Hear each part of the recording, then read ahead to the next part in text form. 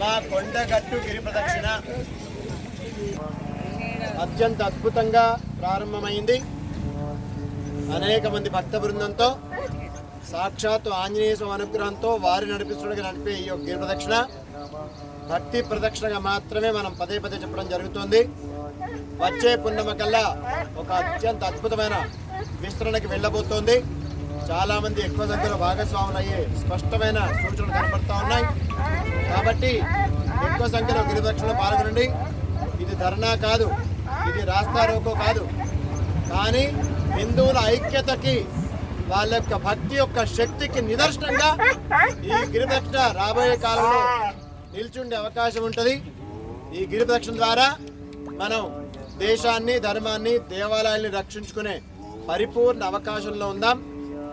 నిస్సందేహంగా ఈ గిరి ప్రదక్షిణ తెలంగాణ రాష్ట్రం మొత్తం వ్యాపించే పరిపూర్ణ అవకాశంలో అందరూ మనసు పెట్టి పనిచేస్తున్నారు.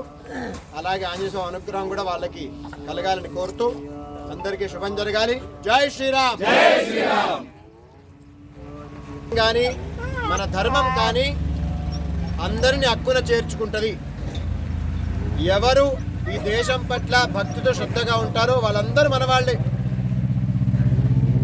ఎవరైతే మన దేశం పట్ల, ధర్మం పట్ల అశ్రద్ధగా ఉంటారో వాళ్ళు ఖచ్చితంగా శిక్షకి అర్హులు.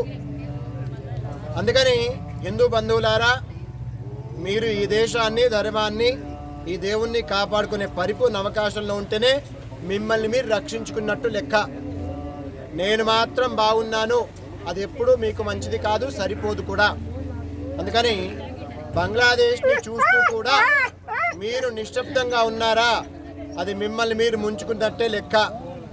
ఈ గిరి ప్రదక్షిణ అలాంటి వాటికి ఒక సమాధానంగా నిలిచే అవకాశంలో ఉండాలి. గట్టిగా ఒకసారి జై శ్రీరామ్. భారత్ మాతా కీ జై.